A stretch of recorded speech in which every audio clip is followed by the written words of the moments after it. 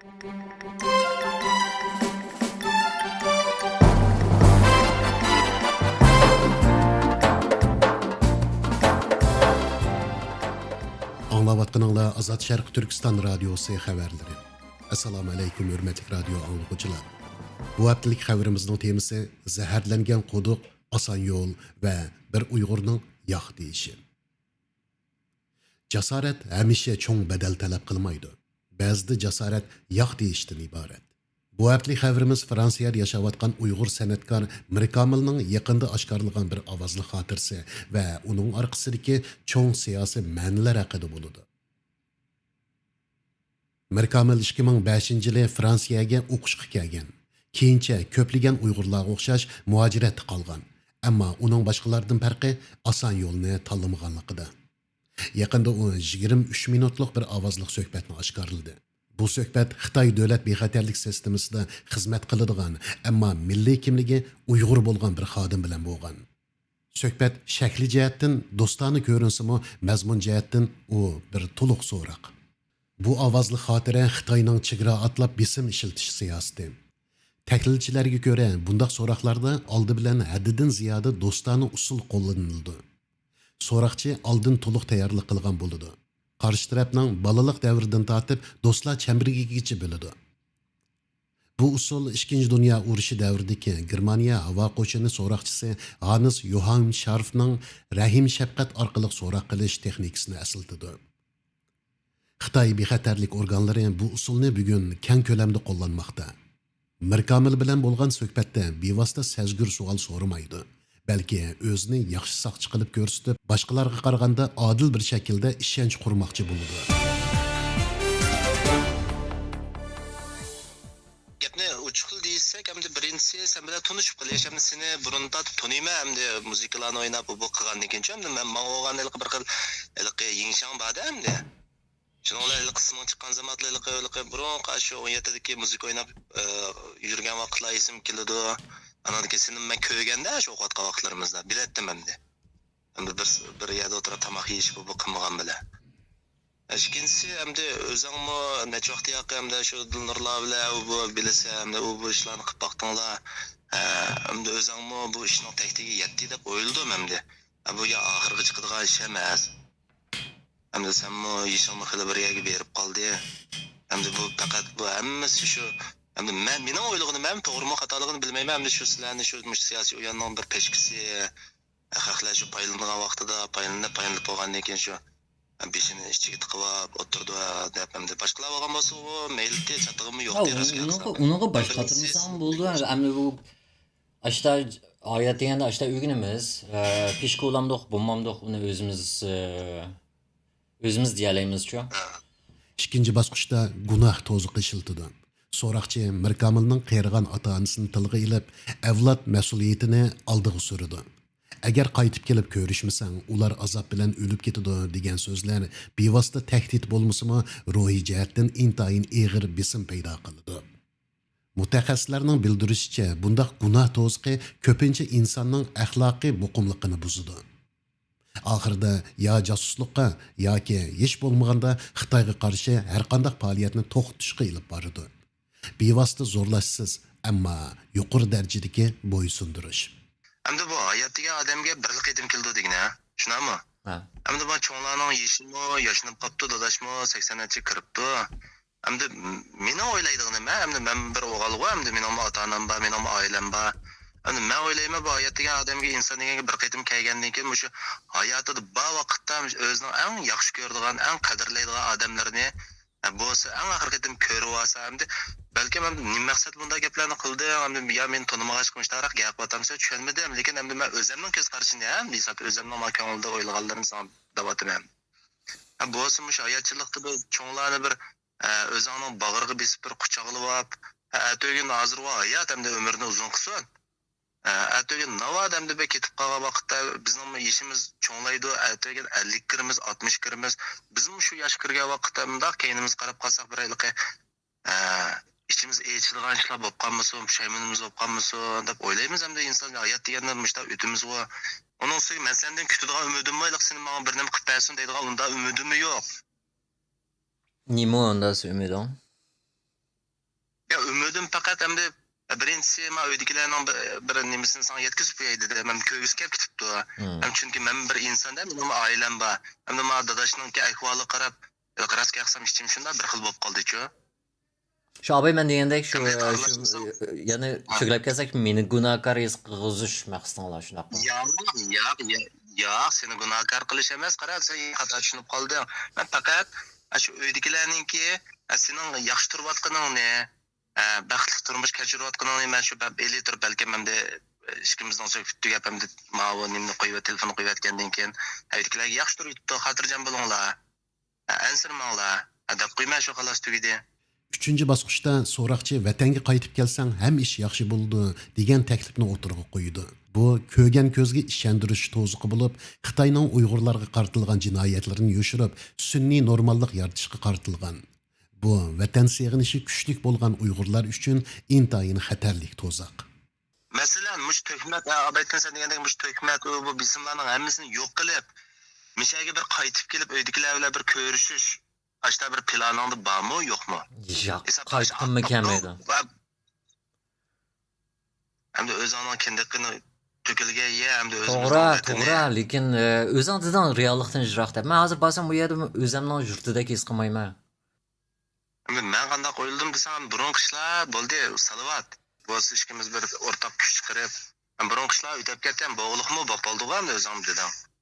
Hamda shu hesabda yangidan bir varaqlabchi hamda. Ya men qalam o'zimizdan qo'lda olgandan keyin shu oq qog'ozga o'zimiz bir qaytadan yozib boqamdiq deyman-ku. Ha, o'zim yoza olmayman. Seni u ham bugun tunji qitim paranglashim neni yaqin do'stlarim bor, ularmi unda chat kelib ketmaydi. Parangimiz mushadi tugusin bugun o'zimning ishi bor-da. Yetkazgan gap bo'lsa, abayga gapni yetkazib qo'yasan. Bo'ldi. Menga hech qanday gap oqmaydi. Ümidinglarni uzaytinglar. Bizning Mirkamil bilan bo'lgan telefon ziyoratimizda u bu haqda mundaq deydi. Men buning bir fursat emas, bir sinoq ekanligini bilatdim. Agar men bu yo'lni tanlasam, o'zimni emas, haqiqatni aytayotgan bo'lardim.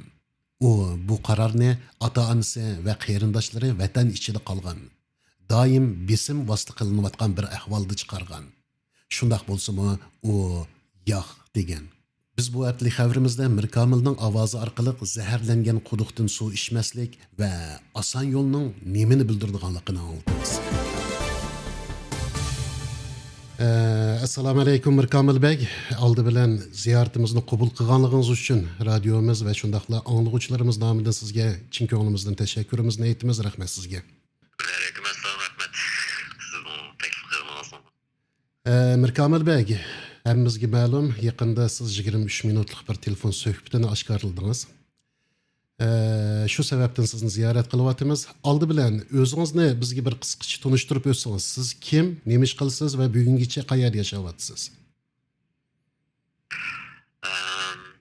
Men Ürümçide tug'ilgan, hozir 42 yoshga kirdim. Ürümçide tug'ilib shu 1983 yilda tug'ilgan, 2005 Fransiyaga ko'chib kelgan. Araliq o'qishga kelgan, ko'chib kelmagan, o'qishga kelgan. Ondan 2008 ta'til vaqtida qaytib, Fransiya jurnalistlari bilan ishlayotgan Qashqarda tutilib qolgan maydonda u yerda dalil isbotini topam kam bo'g'ashqa qo'yayotgan shu fursatdan foydalanib Fransiyaga kelgan mo'jizaviy film chiqishidan burun panohlik tilvatdim. Shu vaqtdan boshlab endi hisobda ularning ismlari chiqqan. Shu Fransiyada o'zim aloqa Swedish Animation deb bo'layotgan digital director deymiz, bir rejissyorlik hamda montaj va boshqa ishlarni o'zga olgan. Ashkasibda o'qib diplom oldim. Asosiy qilgan ishim shu o'zim qiziqgan ishlarim shu hujjat filmlar ishlab berish, Fransiyadagi tarjimonlarni asli xatlarni chiqargan. Yalnız kino ishlariga yordamlashish, nardiganda. Ondan o'zimning eng başlab qilgan ishim shu o'zimning muzik ishlari. Siz 2005-yili Fransiyaga o'qig'ili kelibsiz. Shu vaqtda muhojiratda qoldiganligingizni o'ylaganmi? Va bu uzun musofirlik hayot sizga nimalarni o'rgatdi? Ben beşikte kelgan vaqtida undaq turk qilishni o'ylamagan, o'qishim bitagandan keyin qaytishni o'ylagan. Ondan bundaq u vaqtki ishimdan siyosatga bo'lgan tushunishim cho'nqur emasdi, lekin Yevropaga kelib ko'zim barbara ichilish boshladi, o'rganishim boshladi. Shu sababdan 2008 yil vatanga qaytgan vaqtimda Qashqarda amaliyot qilmayman desam bo'ladi shu ishlarni. Nurg'unaylik adil olmagan ko'rinishlar ko'zimga batmadi. Ondan o'zimning nechoqimiz Urumchida rahat turmush yashab, janobchilarning amaliyot inson kömeylan kunni ko'rayotganligini ko'rib, hayron qoldim, o'zimga ozroq echindim, ko'zim qarib ekan deb. Shu 2008 voqeasidan keyin shu amalsiz ularning qarshisiligiga kirdim, ondan ishada Fransiyada turib qoldim. Bu suhbatni anglagan odam shuni his qildi. Ya'ni bu bexatarlik xodimi sizga bir oson yo'l taklifini beribdi. Va siz buni rad qilibsiz. Sizcha bu oson yo'l degan nima? Nima uni tanlamadingiz? Ularning degan oson yo'li shu butun bo'lgan shu ichinish qishlarning hammasi yo'q deb o'z degandek yangi qog'oz yozmasiz model söyledi. Ondan oson yo'l degani shu men hozir diasporada anlayotgan chimib ketgan vatanga qaytib ota-onalar bilan oilasi bilan ko'rishayotganlar yomisi yaqinda Qozog'iston moda ketdi, ansaq shu Qozog'iston chegarasiga berib bo'lsin uydiklarini ko'rishganlar ekan. Ularning sharoitlari qaysi sharoit ostida berib qanday ko'rishganlarni hamda hammamiz bilsak isbot yo'qdi. Menimcha bu bir isbot rolini o'ynaydi bir tarafdan. Ondan maqsadim shu Fransiya hukumatiga mabakrak musharqilib şu anda Fransiyadagi Uyg'ur jamiyatiga bakrak diqqat qilishini diqqatni tatqinba qo'g'dashyapti. Chunki manlar emas bu yerda nurg'un ishlar bo'ldi, siz muqsiz. Shikil oldi Gulbardanni ko'rgan va tasqagan. Shu diqqatni tatmasak bo'lmaydi, unutilib qoldi shu bizning ishlar. Sizning bu telefon suhbatini oshkorlash qaroriga kelishingiz osonga to'xtadimi? Ya'ni sizni bu qadamga ishtirgan sabab nima? Ben telefonni ovozga bo'lgandan keyin uni o'zimning yaqin do'stlarga avatgan. Shu yaqin do'stlarim bilan avatdim, ular bilan o'zaro fikrlashdik, lekin hech kim menga ta'minladi, meni chiqardi. Lekin ularni his qildim, buni Uyg'ur bizning diasporadagi Uyg'urlar qanday muhimligini bu isbotning o'zimni bilmaydiganman, buni isbot ba'zilar dedi buni isbotlar yo'q yoki bo'lmasa oz degan gaplarni qildi. Agar paytlar tug'dan shu bo'lsa, men baribir juturgan narsamni jutur bo'ldim, oilamni jutadim, jutagidek narsam qoldi. Undan keyin qo'yishim to'g'ri bildim, qilib boshqalarga bo'lsin, qaysi bo'lsa, shu manda ideaviy jihatda tayyorlik qilib qolsam, ishlar telefon kelgan vaqtida xalqning o'yiniga kirib ketmay, o'zini xotirjam tutadigan sharoitda paramasa deyman. Bu suhbatda anglamoqqa quloqni ayt xo'sh qiladigan yana bir qaytish yo'li, oson yo'l, ota-onangizni ko'rish fursati, vatanga qaytish, do'stlaringizni ko'rish fursati bular sizga sunildi. Anglamoqqa ayt quloq xo'sh qildi, ya'ni har qanday odam o'zining yurtini sevindi, yurtiga qaytgisi keldi va ota-onani har vaqt sevganimiz. Bundaq besimlarga duch kelganda, ya'ni Uyg'urlar qanday qilgan chog'da o'zini yo'qotmay, ya'ni mushundaq bir she'rin gaplarga o'zini yo'qotib qo'ymay, o'zining maydonini, jasoratini saqlab qola oladi. Sizga naqashda tatlı gaplar bilan mana shunday yaxshi fursat berdi, lekin u fursat yog'ochning og'zidan chiqayotgan narsa borma, uydagilarni ko'rma, yana qaytib kelma, bu ish tugmaydi, bu ish o'zgarmaydi, bir berib ko'rib kelganga. Bisilgan yillarda seg'inish yana qaytadan urg'ib chiqadi, yana qayta qalamqanchilik bo'ldi. Yoki bo'lmasa, hada ular oldini bu yerga berishim ham tutilishim mumkin. Birinchisi olsun, ikinci olsun, ben şu şikilesi iş kılıp başa geçiyor. Yani teslim buluş. Teslim buluş. Ata-ananız, qeyrindaşlarınız vatanda shundaymi? Qancha qeyrindaşlarınız var? Urug' tuqqanlaringiz, ata-ananız qancha yoshda? Dadam 10. ayının 15'i 80 kirdi. Şu şu mezgil jarayonida şu kino ishlayotgan mezgillarimda akam ne çıktım telefon qilib almasam uçurib qo'yibdi. Bu Aybek muhim telefon qildi. Lekin tug'ilgan kun to'g'riliq bana qaytadan men bilan aloqa kirgizib bormi yoki biraz bir yağımı bilmedim işte bu vaktim telefon qilmagan. Şu dadamning ishi, dadam opamning ishi hamda bir yer bor. Undan so'ng shu bir akam bir adam bor. Ular to'y qilgan. Chiqib oilam ham sashada men Yevropada yolg'iz. Ata-ananız, qarindoshlarınız vatan ichida bundaq bir ahvolda bundaq qaror chiqarish sizga qanchalik og'ir keldi? Bu ben ameliyatı şu İnsafım şu telefonla uğraşmama özüm aşılan mecburlap appadım. Çünkü çok tutmay öydüklerini bir aram kuvatkan bula. Öydükler arkalık beni cimitmakştı. Kuvatan şişimi toklatmakştı. Ta ki 2023 yıl Allah'ın bütünlüğü parkız üzüvet keşke öydüklerin. Soğuşup bu üzüvetim yok. Ben fakat ulanma koğdaş ucumlam. Ben bilen alakın üzülse bu Xitaylar berip öydüklerini avar kılmaydı. Çünkü benden hiç kanda alak yok. Şu məqsədləm telefonu üzüvetken. Kısam keyin yana tanış bilişler şu diasporadaki adamlar izleş arkalık uçurlar geldi. Onunla hiç kanda özgertiş kösetmedim. Özümde toxtat degen işlerini toxtatmadım. Mesela müzik doğruluk tolu deydi. Bunu herkes toxtatmadım. Men uchun bu qazandim oxiri o'zi kelib menga telefon qildi. Shu maqsadim shu ailemni avarqiga chekib olmasman qil degandek. Bu qitimqi suhbatda shuni ko'rib olishga bo'ldiki, bo'libmi bu hozirgi butun muhojiratdagi ko'pinchi sondagi Uyg'urlarninki bas-basda vatan qaytishi va o'sha oson yo'lda tanlayotgan shunday bir paytda sizning bunga yo'q deya olishingiz haqiqatan bir jasorat talab qiladigan bir harakat. Sizningcha jasorat degan nima? Jasorat hamisha cho'ng shuar yoki oshkor kurash bilanla bo'ladigan ishmi?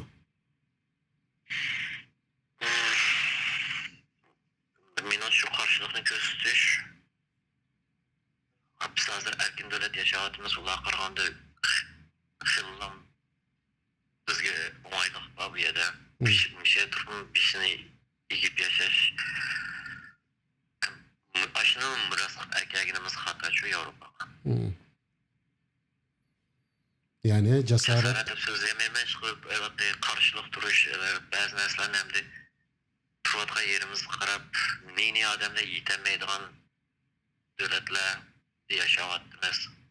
Nurgun adamlar kızı başları varmış şu Avrupa'da dedim biz kebap başka iş kılmasak olmaydı. Hiç olmam karşılıklı basın okşamalı şekilde göstermemiz gerekmiyor.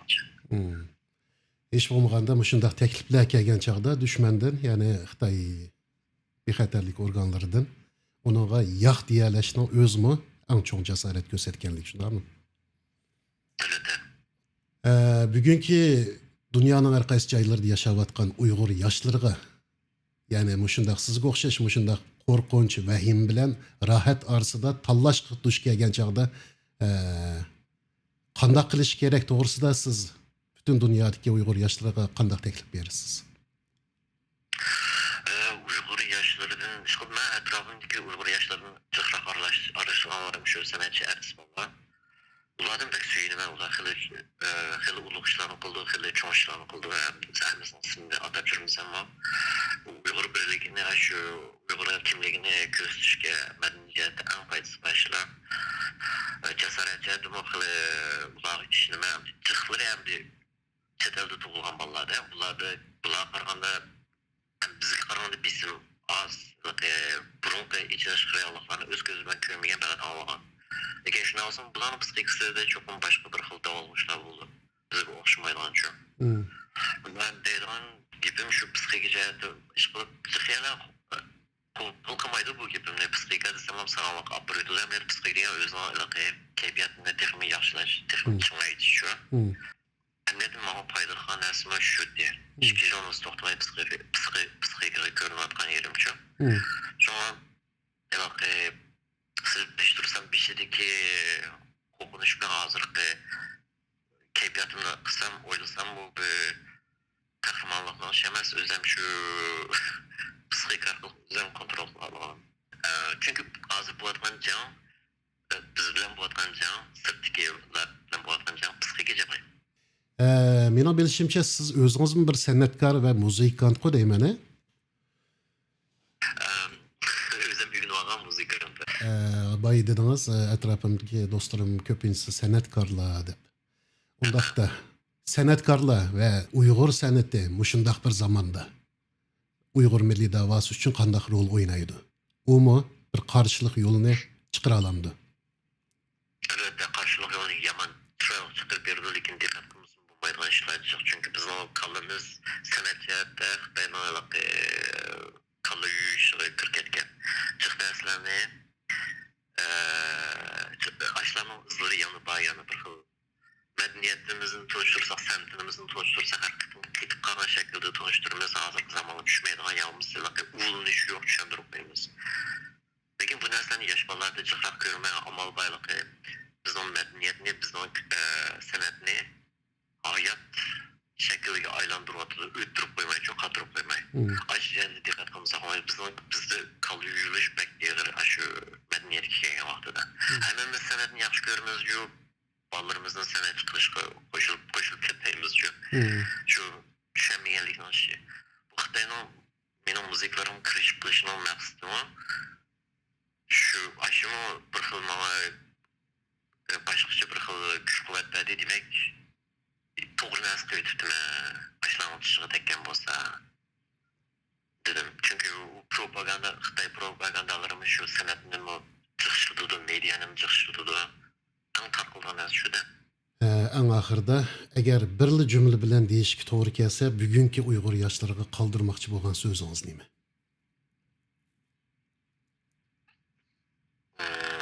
To'xtamay tirishaylik o'zimizning kasbida, san'atchi bo'lib bo'lmamda. Ondan shu dialogni olganlar o'z olganlarimiz his qilgan bo'lishi mumkin. Bu tarafliklarning qolishida biz chechilib bir yig'lanmaydigan, ondan ma'yuslangan başta bir holat emas. Amaliyot reallikda emas. Shu to'xtamay yana birlikda bir ishlarni qilsak, san'at jihati o'qimda ya boshqa jihatlarda ularni yana yig'lanamiz. Rahmat sizga Mirkomil bek. Eng oxirida tekrar ziyoratimizni qabul qilganligingiz uchun sizga tashakkurimizni aytamiz. Rahmat sizga. Sizga rahmat. Mirkomilning bu talishi bizga bir koni masalani eslatadi. Hamma odam zaharlangan quduqdan suv ichganda ichmaganlarni sarang deb qaraydi. Ammo amaliyotda ahli sog'lom qolganlar shular. Mirkomilning bu ovozli xotirni oshkorlashi faqat bir shaxsiy ifoda emas. Bu sistemalik, savirchanlik va shaxsiy bisimga tayindigan bir davlatga qarshi nihoyat oz uchraydigan axloqiy jasorat. Bugungi Uyg'ur diasporasida ba'zi kishilar vatanga qaytish yoki normal turmush uchun haqiqatga ko'z yumishni, sukutni, o'zini tizginlashni tanlayotgan bir paytda Mirkomilning bu harakati alohida ahamiyatga ega bir harakat bo'lib baholandi. U rohatni emas, haqiqatni tanladi. Erkin kirish imkoniyatini emas, cheklangan izzat, hurmatni tanladi. Zaharlangan quduqdan suv ichmaslikni tanladi. Şoňa bu haftalyk xabarimizda biz Mirkomilning bu tanlashini yoshlar uchun bir ulgu, diaspora uchun bir eskartish va haqiqat uchun bir taqdirlashga loyiq harakat deb baholaymiz. Anglayotganinglar Azad Sharq Turkiston radiosi xabarlari. Men Abdusalom Niyoz Uyg'ur. Kelar haftalik xabarimizda ko'rishguncha omon bo'linglar. Xayr-xo'sh.